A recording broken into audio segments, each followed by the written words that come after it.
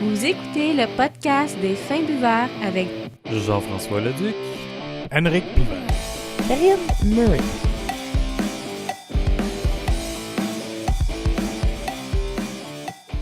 Bonjour tout le monde, bienvenue à cette 113e épisode du podcast des Fins Buveurs. Je me nomme Jean-François Leduc et à mes côtés, Rick. Hey! Là, je me sens causé, on dirait que je vais pas parler trop fort, là. Je sais pas ce qui se passe. On est live, mais là, c'est tranquille. On est comme avant le happy hour, là. Ouais, c'est ça. En fait, on est chez Pit Caribou, sur la rue Rachel, à Montréal. Donc, vendredi après-midi, il est 3h30. Comme tu dis, 4h12. Ouais, c'est ça. Ben, fait qu'on est juste avant la happy hour. Fait qu'avant que ça se remplisse, c'est plutôt calme, là, pour l'instant. Fait que c'est pour ça qu'on n'a pas besoin de crier.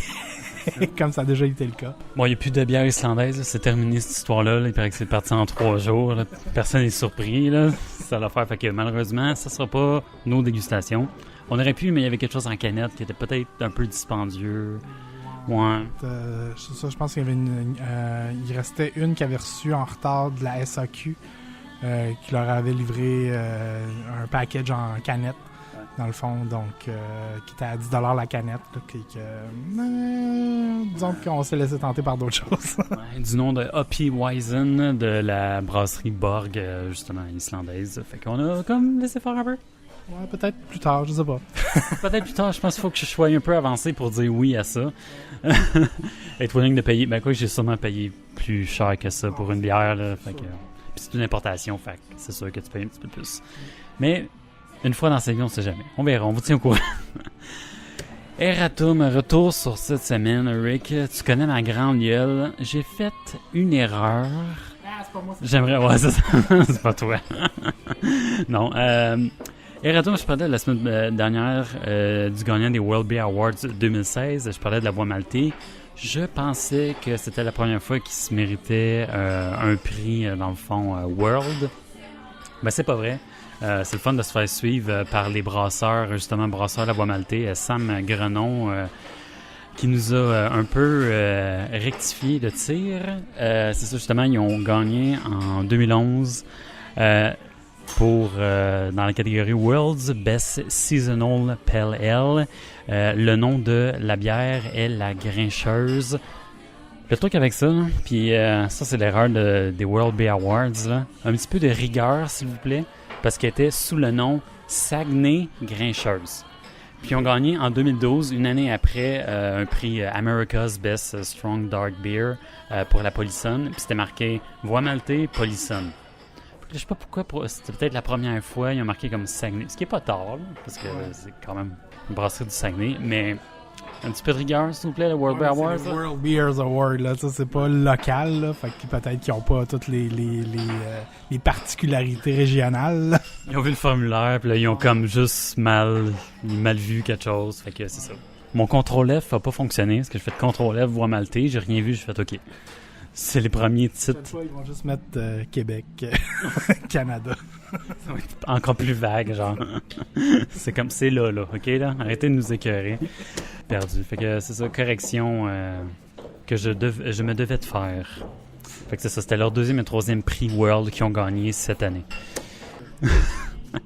Qu'est-ce qu'on boit, Rick? On est au Pit Caribou de Montréal. On boit quand même des bons produits. C'est pas islandais, mais quand même. Ça reste Pit Caribou. Oui, en fait, moi, j'ai la Gose IPA à 3,8%, qui est une Gose houblonnée, dans le fond, qui est une blanche. Très doux, mais en même temps, t'as la petite amertume qui vient se mélanger au surette du Gose. C'est en cette journée ensoleillée d'octobre où ce qui fait 25 degrés, non, ça se prend très bien. Là. C'est comme une belle bière de terrasse. Là. On est à l'intérieur malheureusement, mais tu sais, c'est rafraîchissant, c'est doux, ça vient pas. Ben c'est doux. T'as le côté surette puis le côté houblonné, mais c'est moins agressif qu'une IPA normale.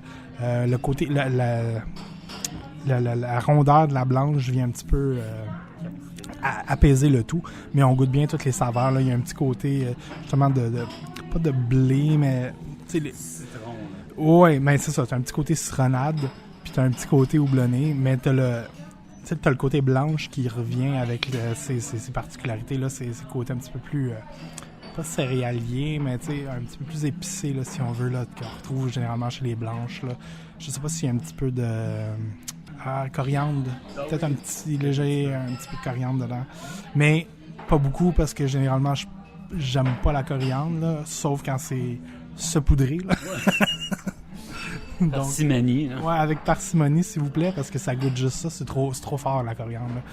Mais non, c'est ça, il y a un petit côté épice ou herbe là, qui revient un petit peu, là. Peut-être à cause justement des houblons qu'il y a dedans, là, qui vient faire ressortir ce côté-là. Mais c'est très intéressant, là.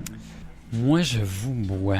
Et attention, je vais essayer de lire à l'envers. La surette du chai numéro 3, 7% d'alcool, qui est dans le fond le mou de IPA, un mou d'IPA américaine, 100% houblon. C'est quoi, c'est suranné? Ouais, suranné. Vieilli en fût de cognac, je pense qu'on me disait pendant 10 mois. C'est explosif en termes de saveur. Il y a un côté surette qui se mélange très bien à un côté vineux. C'est le combat entre les deux. C'est explosif en saveur. C'est assez désaltérant, là, mais je veux dire, il faut s'attendre à quelque chose. Il y a comme honnêtement, là, ça goûte... C'est assez vineux, là, c'est assez âcre. C'est ça. La texture est douce, mais c'est savoureux. Là. C'est très une bière savoureuse. Là. Fait que franchement, là... Peut-être pas une bière comme d'entrée, là. Je la conseillerais peut-être pas à tout le monde, mais il faut quelqu'un qui a une petite base en gueuse, une petite base en bière surette, peut aller là-dedans puis trouver son compte, là, côté cognac qui ressort très bien, là. Je pense que c'est pas mal ça, franchement. T'as rien d'autre à rajouter? Non. Plein ça, là, c'est un excellent produit, sérieusement, là. J'aime ce petit côté-là, ce petit kick en fin de bouche là, qui revient, là, qui est très intéressant. Donc, non. On va continuer à déguster ça tranquille pendant que je te parle de nouvelles, Rick. Là, tu vas être surpris. Ben, t'es surpris parce que tu m'as dit que ça fait déjà 1 an. Ça fait déjà 1 an, Rick. Ben, voyons. Je te jure. Compétition interuniversitaire Saveur de génie. L'an dernier, cette compétition a confronté les clubs étudiants suivants. L'Association des brasseurs de l'Université de Montréal, ABOM, Sherbrooke de l'Université de Sherbrooke et Génie L de l'ETS pour concocter la meilleure session IPA. Concours interuniversitaire de bière, de brassage, qui était ouvert à tous. On avait été, c'était génial. Eux autres récidivent cette année, le 11 novembre. Vendredi le 11 novembre pour son édition 2016. C'est un événement qui est ouvert à tous, comme je disais. Il va y avoir des kiosques justement de chaque club étudiant ainsi que des kiosques de microbrasseries québécoises comme l'an dernier. Il y avait, honnêtement, c'était assez quelque chose. Troumscotter était là, je veux dire... il y avait le Ciboire, il y avait Brasseur du Temps, il y avait le Benelux. Je veux dire, il y avait assez des noms, là, des bonnes micros. Là. C'est un bon festival là, de bière. Il y aura aussi des conférenciers, même s'ils ne sont pas encore confirmés. Ça, c'est ma note que je m'avais pris, mais il y a Philippe Pouter qui va être là justement donner une conférence. Puis il va être juge justement pour le concours brassicole de cet événement-là. Le coût d'entrée est inclus dans l'achat du verre officiel qui était autour de 5$. C'est comme un verre en plastique là, pour les dégustations. Tu es obligé d'avoir le verre pour pouvoir boire. Mais c'est juste une petite levée de fond. Juste, c'est 5$. Là. Ça ne tuera pas. Là. C'est correct. Là, on parle de 2 volets de compétition. La première, c'est au niveau innovation. Donc, innovation de la science, de l'alimentation ou de la chimie, du processus de brassage. Volet qui a été gagné l'an dernier par l'ETS. Les brasseurs qui vont être invités justement là, à être juges pour cette compétition-là. C'est les brasseurs de microbrasserie qui jugent un peu le savoir-faire des brasseurs, des clubs, écoles universitaires, ce qui fait du sens aussi. Je me vois mal dire « Ah oui, c'est bien pensé! » Je sais pas. Et puis le deuxième volet de la compétition qui est justement le brassage, comme je disais. L'an dernier, c'était un concours pour la meilleure Session IPA qui avait été gagné par Sherbrooke, l'Université de Sherbrooke, qui était coaché par le Ciboire. Cette année, là, attention, là, ça va être quelque chose. Ça va être bière de blé allemande, German Wheat Beer. Puis il va y avoir les sous-catégories qui vont être justement autorisées. Ça veut dire Hefeweizen, Dunkelweizen et Weizenbock. Ça y est. ça va donner le goût d'y aller, ça. C'est mes bières, là, oublie ça. Bière de blé, ça va être banané, ça va être sucré, fruité, ça va être des bières de malt. Moi, je suis là. C'est sûr. Ça, c'est ta catégorie, là. C'est comme... Moi, je suis né pour ça, là. Ce qui est maltais, là. Justement, pour la compétition, ça va déjeuner a formellement invité les clubs étudiants brassicole de l'Université Laval, l'École Polytechnique de Montréal, l'Université McGill, l'Université de Sherbrooke de retour et évidemment l'ETS de Montréal. Là, c'est ça que c'est comme chez eux. Là. On fait ça, mais on n'est pas là. On loue nos locales aux autres écoles.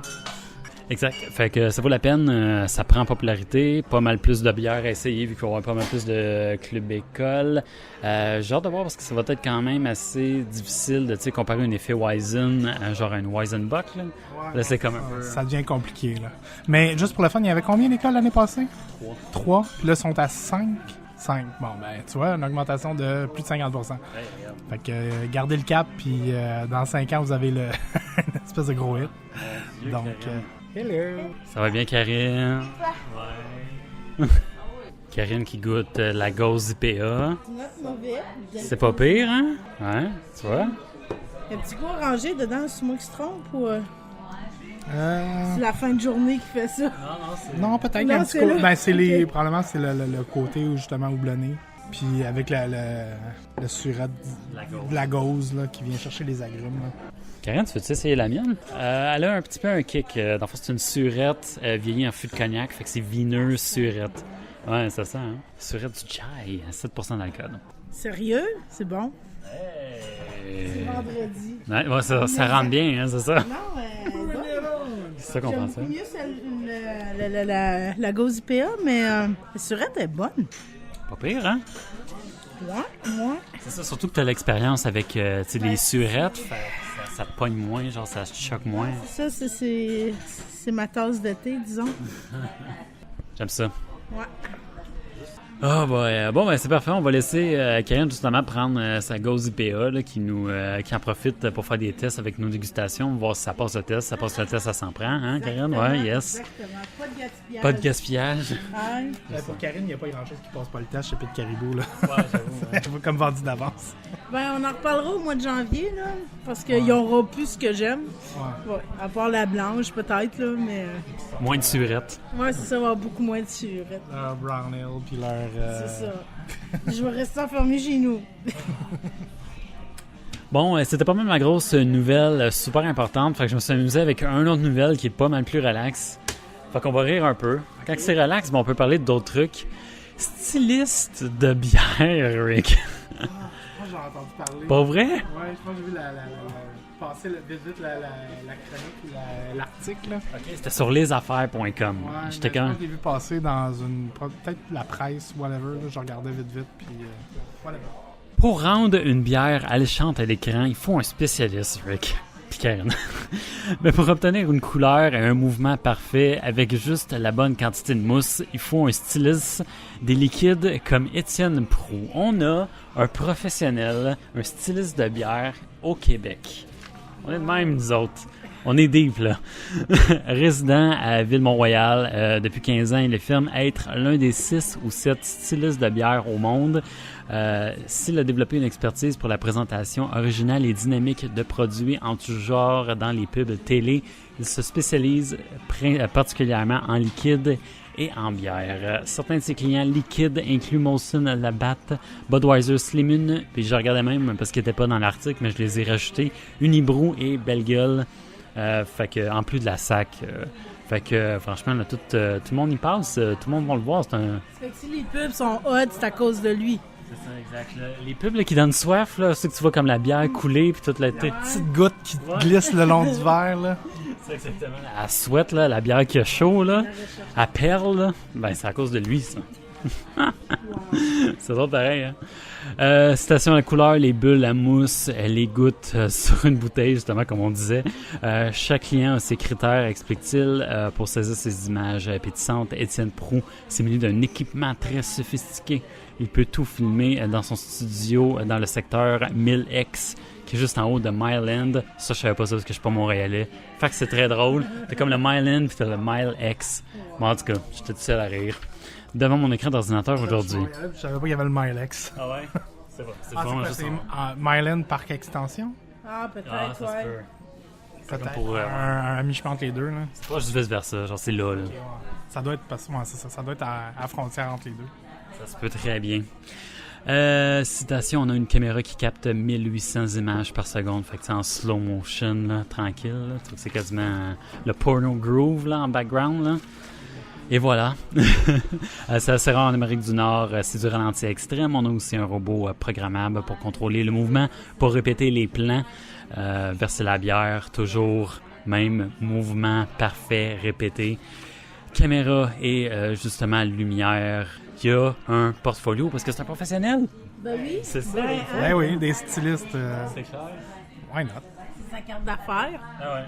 Ce qu'on devrait avoir, soit dit en passant, wink wink, lepackshot.com. Allez là, la vidéo joue. Puis, portfolio, vous pouvez, tu sais, je le dis au cas où, s'il y a des professionnels du milieu qui nous écoutent, vous voulez faire affaire avec cette personne-là, ben, vous pouvez aller sur leur site, avoir ces infos. Sinon, j'aime ouvrir l'œil que, tu sais, il n'y a pas juste des fois être brasseur ou, tu sais, s'ouvrir une microbrasserie où c'est le fun, mais on peut aussi la vendre, travailler pour la vendre, pour la rendre plus belle, plus attrayante. Ça se peut aussi, là, ça se fait, là. Ça fait. Soyez styliste en bière pour être un des 7. Soyez le 8e, la 8e merveille du monde qui style la bière. C'est bon, ça. Ouais, génial. Et puis sinon, ah oui, ben c'est ça, ma dernière nouvelle qui est pas vraiment une nouvelle, mais c'est plus un tease. Il y a les Trois Mousquetaires qui commencent à teaser leur fameuse Porter Baltic édition 2016, ouais, pour les beer geeks de ce monde qui recherchaient à toutes les années leur fameuse Porter Baltic. Très chocolaté, malté, torréfié. Ils ont changé quelque chose pour cette année. Non, ben c'est encore un combo vieilli en fût de bourbon et cognac, un mélange des deux. Pas de spécificité sur les années, là, temps et temps. Là, mais... Ouais. Non, mais c'était pas tous les ans que c'était en fût. Non, c'est ça, c'est comme les 3 dernières années à peu près, là, que c'est à peu près ça. Puis en fût de cognac et bourbon, là, les deux. C'est ça, là, peut-être le ratio de vieillissement qui a changé, peut-être... Ça reste la même recette, la même bière de Porter Baltic, chocolatée, torréfiée, grosse céréales. Mais je me dis, tu sais, si tu fais une édition, il faut dire que oui, la question fraîcheur, là, qui est toujours intéressante, mais des fois, tu peux te permettre de dire que tu as changé de quoi dans ta recette parce que c'est une autre édition, tu sais. Parce que sinon, d'autres bières qu'on voit souvent, ils ne marquent pas nécessairement édition telle année à chaque fois. Là. C'est vrai, il faut changer un petit peu la recette. Pour ça, je me dis, s'ils affichent l'édition, peut-être qu'il y a des petites modifications qui se font chaque année. C'est quoi la nouveauté? C'est ça. Il va falloir sortir les bonnes vieilles bouteilles puis les comparer là, sur l'étiquette, l'emballage en arrière, là, juste pour être sûr de ne pas manquer une espèce de détail. Là. Fait qu'on devient styliste en bière. Nope. Non, mais... Veux pas, on essaie de vendre nos dégustations. Ben, on l'est un peu. Parce que on fait du marketing, on vend le produit. Parce que, tu sais, nos dégustations, okay, j'ai pris comme une belle photo avec mon verre de bière on va essayer de vendre le podcast avec cette image-là. Amateur, hein? Ben, amateur, c'est sûr. Là. Écoute, nous autres, on a des iPhones, là, c'est correct, là, ou des Andro-Trick, là, je veux dire, pour prendre nos photos, là. Ouais. Ben, en fait, c'était fini. Moi, je vais juste revenir sur un truc que j'ai lu, c'était cette semaine ou la semaine passée. En tout cas, c'était dans le journal Métro. Tu sais, le matin, je lis mon journal. Puis là, je vois une nouvelle, tu sais, ça parle... il parle d'une nouvelle micro qui est sortie. Vous en avez peut-être entendu parler. Je pense qu'on l'a mentionné une fois. C'est ça, une fois, quand on parlait de l'IBU, là, l'IBU, le festival... C'est ça, qui est dans le fond la microbrasserie New Deal, qui est une micro 100% biologique. Donc, qui est ouvert à Boucherville il n'y a pas très longtemps. Mais en fait, c'était pas sur l'article ce qui m'avait fait tilter un petit peu. Excusez l'anglicisme. C'est pas nécessairement... Je dis excusez l'anglicisme. Je pense que je dois en donner 40 000 par épisode. J'en dis depuis tantôt, là. Ouais. C'est ça, parce que... Oubliez ça. Le gars, tout d'un coup, le gars, il se décide... Ouais, c'est ça, je m'excuse. On est québécois, qu'est-ce qu'il y a? Ouais, genre... Mais bon, c'est ça. Qui m'a fait un petit peu sourciller. La statistique qui dit que, dans le fond, les grands brasseurs perdent 1% de leur marché chaque année au profit, généralement, des microbrasseries. Puis là, dans l'article, c'est une statistique qu'on connaissait déjà. Sauf que, dans cet article-là, ils disent que, sauf au Québec. Au Québec, oui, les grands brasseurs perdent 1%, mais c'est pas au profit des micros, c'est au profit des bières importées. Ce que je trouvais un peu particulier. Je trouvais ça un peu spécial. J'étais comme, pour vrai, OK, pourquoi? je commençais à m'interroger là-dessus. Tu sais. J'ai pas fait de recherche exhaustive sur la question, mais bon, je me suis amusé à réfléchir là-dessus, puis je pense que une des raisons pourquoi, c'est les restaurants. Les restaurants, je trouve, OK, parce que les microbrasseries, là, depuis 5-10 ans, ça pleut, là, il y en a partout, là, ça sort comme jamais. Puis on réussit pas à aller chercher ce pourcent-là que les autres vont chercher d'habitude. Puis je comprends pas pourquoi. Ben, dans les restaurants, généralement, les bières qui sont offertes, c'est soit les bières commerciales locales, c'est-à-dire Molson, Labatt et compagnie, ou des bières importées. On voit tranquillement, on commence à voir des restaurants qui offrent des bières de microbrasserie, mais je pense que c'est là qu'au Québec, on aurait besoin que les restaurateurs encouragent le marché local en fournissant, en s'approvisionnant, dans le fond, chez les distributeurs québécois, les micros, entre autres. Ça serait très intéressant, puis en même temps, ça rouvrirait des portes à certaines personnes qui cherchent de la nouveauté, parce que quand tu vas au restaurant, généralement, t'es plus ouvert, t'as plus le goût d'essayer des affaires, peut-être un petit peu plus que tu manges pas chez vous, tu sais. Fait que des fois, essayer une nouvelle bière, ça peut être intéressant. Fait que je pense que c'est là qu'on manque un petit peu, ça serait le fun. En tout cas, moi, mon push cette semaine, c'est que ça a été une nouvelle chronique, on jase, puis dans le fond, mon cue, ça serait le fun que les restaurateurs emboîtent le pas un peu plus. Ça commence, j'en ai vu. Je pense que c'est Saint-Hubert qui avait commencé. Un sondage il n'y a pas longtemps. Qui ont commencé à distribuer.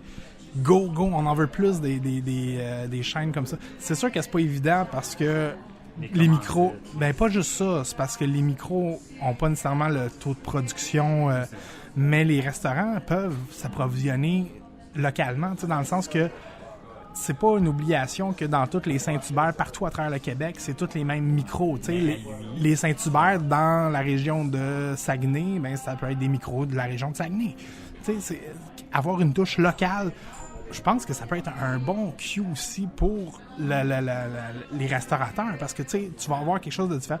Quand tu vas, mettons justement, chez Saint-Hubert, si tu as d'autres choix, parce que tu as des particularités de ce Saint-Hubert-là, tu sais, mettons quelqu'un qui vient de Montréal puis qui va en voyage, tu sais, au moins qui va au lac Saint-Jean peut-être, ou en Gaspésie ou quoi que ce soit, puis qui va à ce Saint-Hubert-là, puis il y a des nouveautés qu'il n'y a pas chez eux, justement, parce qu'il y a des bières. Tu sais, ça peut amener quelque chose aux touristes. Je pense que tout le monde pourrait en profiter. Puis fait les Saint-Hubert. Non, mais c'est ça. Mais je prends Saint-Hubert, je parle de Saint-Hubert parce que ils ont commencé à le faire, tu sais. Mais j'encourage les autres chaînes dans ce genre-là, que ce soit les restaurants, les Pacini, les Mike's, la Cage au Sport, tu sais, surtout la Cage au Sport, là, c'est des gros amateurs de bière. Puis, tu sais, il y a moyen de trouver votre clientèle cible à travers le marché de microbrassicole. Tu sais, c'est pas nécessairement d'avoir les grosses bières qui sont vraiment très houblonnées ou très. Tu sais, il y en a des bières que nous, ici au podcast, on aime appeler les bières d'entrée, qui peuvent être plus accessibles, qui peuvent être disponibles. Puis ça donnerait un gros coup de main à l'économie locale en plus. Fait que je trouve que ça serait un beau partenariat là, qu'on pourrait encourager. En tout cas, c'était mon cue cette semaine quand j'ai regardé cet article-là, puis que j'ai vu que on perdait notre pourcentage au profit des bières importées. Fait que Dos Equis, la Sol, la Heineken, la Corona, tu sais, ils partent avec notre pourcentage, là, tu sais. Fait que, j'étais un peu déçu, surtout quand je vois le marché brassicole au Québec qui est en pleine expansion. Fait que j'étais un peu déçu de cette statistique-là. Fait que c'était mon grain de sel pour cette semaine. Ouais, non, c'est clair. Mais c'est sûr que c'est plate parce que le monde qui sont gagnants là-dedans, c'est les grosses brasseries. Parce qu'eux autres qui ont des deals, c'est eux autres qui les importent, c'est eux autres qui les distribuent pour la compagnie qui est à l'extérieur, à l'international. Fait que pour eux autres, c'est sûr qu'eux autres poussent les bières parce qu'ils ont un deal avec Heineken. C'est ça. Puis souvent, c'est parce que ça appartient tout à la même brasserie aussi, là. Fait que, tu sais, Abendev, tu sais, c'est comme, ils ont toutes, là. Je veux dire, c'est tout à eux autres, là, la gamme. Fait que, en tout cas, s'il y a moyen pour les restaurateurs de se départir d'un seul fournisseur, tu sais, qui peuvent en avoir plusieurs, aller donc vers les marchés des micros, ça serait vraiment intéressant. Puis, ça, c'est une belle expérience. En plus, là, je veux dire, t'as un restaurant, là, c'est parce que tu veux faire une expérience culinaire à tes clients puis tout, puis il y a rien de mieux qu'une bière de micro pour ça, là, tu sais, je veux dire. Puis les agencements bière et mets, là, c'est beaucoup plus facile qu'avec juste des bières standards. Limiter un peu avec des bières d'ouverture. C'est ça, tu sais, fait que non, je trouve qu'il y a une belle porte d'entrée, là, puis les restaurateurs doivent je pense qu'il y a quelque chose à faire là, puis en tout cas j'encourage les restaurateurs à regarder du côté des micros là, ça serait peut-être moyen de rétablir l'équilibre. Mais tu sais, c'est parce qu'il peut faire aussi, c'est au lieu d'en avoir 3-4 pour offrir un choix, faire la bière du mois, la découverte locale du mois. Ils ont juste besoin d'une bière, fait tu sais, ils ont pas.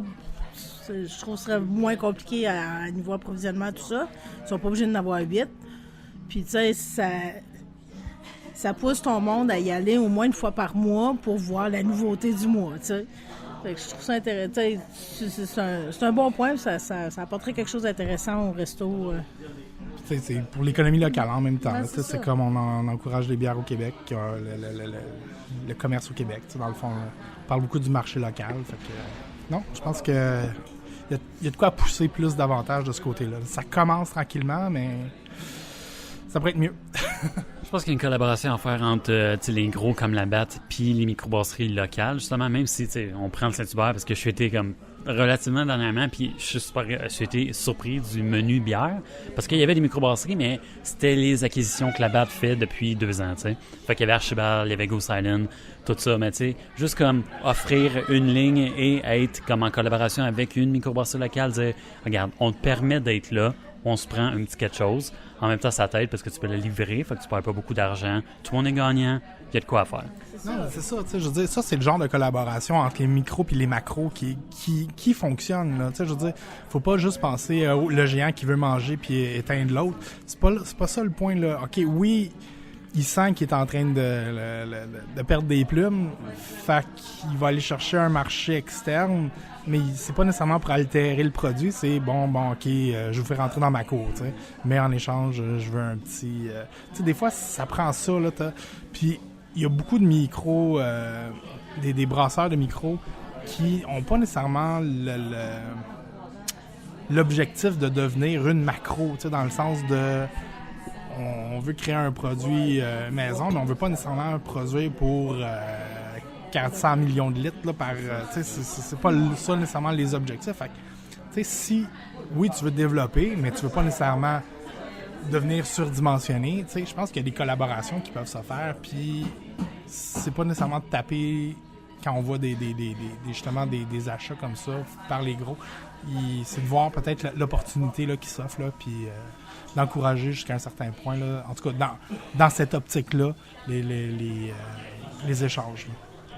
Surtout, ça rehausserait un peu l'image des gros brasseurs pour pouvoir dire « Ah oui, on est la Batte et on permet que les microbrasseries vendent notre bière à côté de la note, tu sais, leur bière à côté de la note. » Moi, quelque part, je trouve que ils n'ont plus rien à prouver, là. Fait que tant qu'à ça, si tu veux aller chercher des nouveaux, pas nécessairement une nouvelle clientèle, mais tu sais, je sais pas, se mettre au goût du jour. Bon point. Ça va être la fin de ce podcast. Sur ce, ben oui, ce fut fort plaisant comme à l'habitude.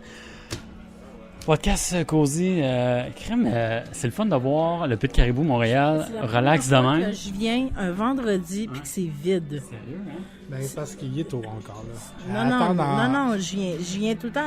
Les fois que je suis venue, c'était les vendredis en finissant de travailler, c'est cette heure-là. Ben, quand c'était plein. plus de bonne heure. Mais quand, une couple de semaines, on est venu, puis on était tranquille, là.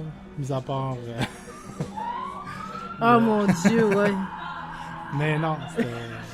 Ouais, non, j'avoue que la dernière fois, il n'y avait pas tant de monde que ça. Ben, c'est vendredi. Je pense que le monde va finir de travailler à 5 heures, vont aller changer, Ouais, ils vont venir. Ils vont venir plus tard, là, mais. C'était l'ouverture aussi, là, la dernière fois qu'on a été, là, c'était épique. Là. Non, mais on est revenu par après. Ouais, on est venu une fois Mais, ou deux après. non, mais c'est le fait que c'est vendredi. Le monde, tu sais, ils se garochent pas nécessairement dans le 5 à 7 tout de suite en finissant. Des fois, ils vont aller prendre le temps de se changer, ils vont peut-être aller souper, puis après ça, ils vont venir, tu sais. Oui. Mais je suis pas mal sûr que dans 1 heure ou 2, ça va être. Probablement, là. Ça va être comme d'habitude, ça veut dire archi plein. Surtout que c'est un long week-end, là. Ouais. Finbuveur.com, finsbuveurs.com, qui est notre vitrine sur tout ce qui est les réseaux sociaux. Est-ce que vous avez eu la chance de goûter aux bières islandaises qu'on n'a pas eu la chance de goûter? Faites-nous le savoir, s'il vous plaît, par courriel, finsbuveurs@gmail.com. Je serais curieux de savoir ce que vous en avez pensé. Sinon, on est un podcast donc disponible sur iPhone, vos applications préférées pour écouter les podcasts, iPhone, Android Truc. Ah non, c'est vrai, il faut que je dise iPatente et Android Truc. Ouais, c'est vrai. Non, c'est très important de ne pas mélanger les deux. Ouais, les choses et les affaires.